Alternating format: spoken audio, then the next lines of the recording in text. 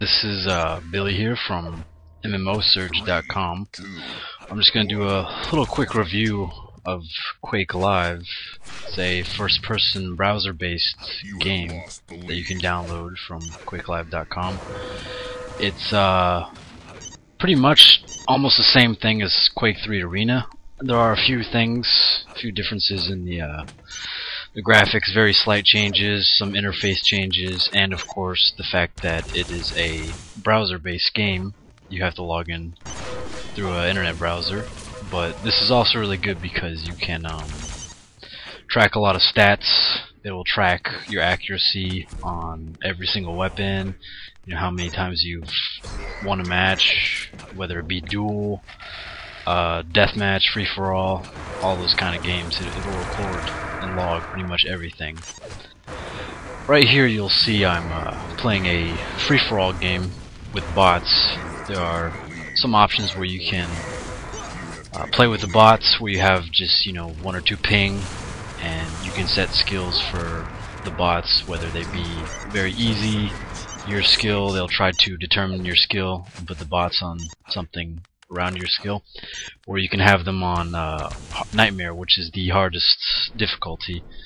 I forgot what I'm playing them right now, but my internet isn't very good for Quake Live considering I'm in Florida, and the closest server to Florida is Georgia, which is normally going to be pretty good, but the only 2 internet providers that I can have here, one spikes to hell and the other one I can't get below 80 ping no matter what server. So as long as you have low ping on this game, I mean, you can play with high ping, it'll be decent, but it's generally, just like every game, it's going to be better to have low ping. 30 or less ping is great. I mean, once you have higher ping, you'll notice just some things with rockets. As soon as you click, it'll take a few seconds or a millisecond to for the rocket to come out of the rocket launcher, and you'll notice some things like the plasma gun is very hard to use. But considering this game is very strategic based, strategy based, it's not too much of a problem for those who are really good at the game. There's a good selection of maps in here, most of them coming from Quake 3, such as DM6, which is the one I'm playing right now. And there are good things like quad damage, which is what I just picked up.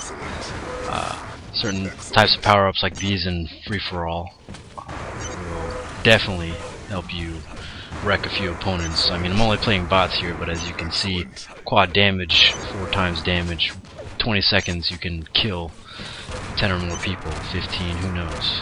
And there's certain weapons like the shotgun, the lightning gun, which absolutely excel with quad damage. Going back to what I said about the strategy component of this game, there are a lot of different elements in the game which make it a lot different from other games, because to win this game you have to really master your power-ups and know every map. If you know every spawn, then you're just gonna make you that much better. Most people will come into this game and they'll play a deathmatch, and you know, that'll be fun for a while, but they'll play a duel game and just like myself, they'll just get absolutely clobbered because they'll go around a corner and get hit in the face with a rocket. It's because people have pretty much studied the maps, studied the spawn locations, and really timing, you know, how long it takes for a red armor to spawn, which gives you 100 armor, or a mega health, which gives you extra 100 health, is very crucial to winning, you know, a duel match, or just even winning a free-for-all game, as well as, you know, certain things like quad damage. So these things are very important in this game, whereas most other games they are not really necessary. Certain weapons are used more than others. The rocket launcher is probably what people most often will carry around while just strafing around the map. Going back to what I said with the spawn locations and timing and stuff like that, also weapon spawns are very crucial. It's not so much that you need to pick up a certain weapon, but denying your opponent to be able to pick up that weapon may actually help you, because even if you have a rocket launcher or you have a lightning gun, you might not even need more ammo, but if you can deny your opponent the rocket launcher and then he gets stuck with a machine gun, you're obviously going to have an advantage if you have a rocket launcher.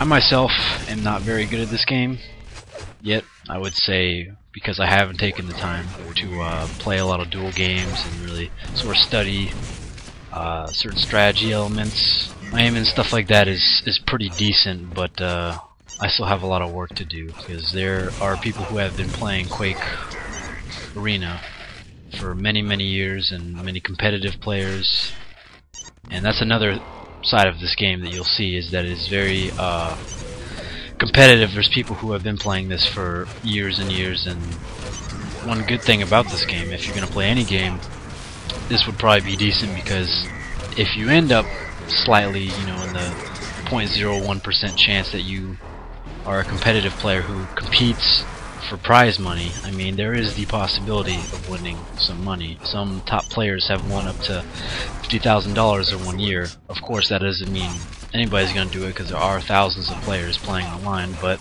at least if you're going to waste your time having the slight possibility that you can win $10 in a competition, might be good.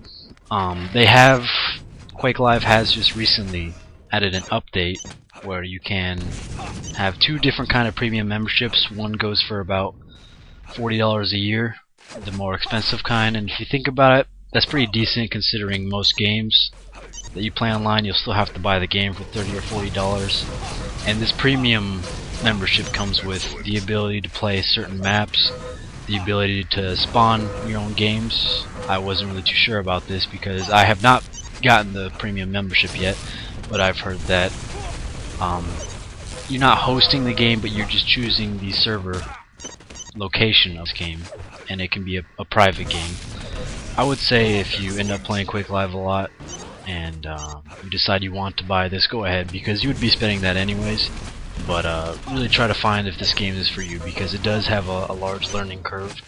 But one thing also is that with the browser-based system, along with tracking your stats and everything, it will also put you in levels to where you're fighting against other beginner players. So most of the time you will have even level of competition, even though the learning curve is good.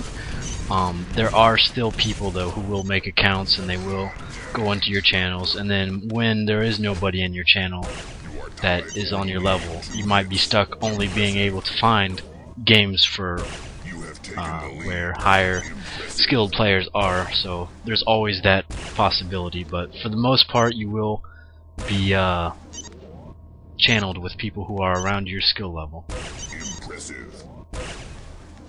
All in all, it's a pretty great game. There are a lot of tournaments going on. There is a pretty good following in this game, so seems to be that it's going to stick around for a long time. I would go ahead and check it out. Graphics are pretty nice, gameplay is pretty nice, pretty smooth. Most of the weapons are futuristic, so it's not going to have a real life effect. This game was more meant just for, aim, strategy, and it's not in any way trying to be realistic, because the strafe jumping and certain physics elements are, they don't want it to be at all realistic. It's just for a certain type of skill. If you can master this game, it can be really fun.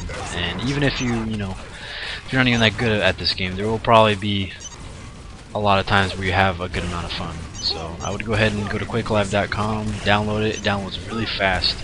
I'm surprised how quick it downloaded.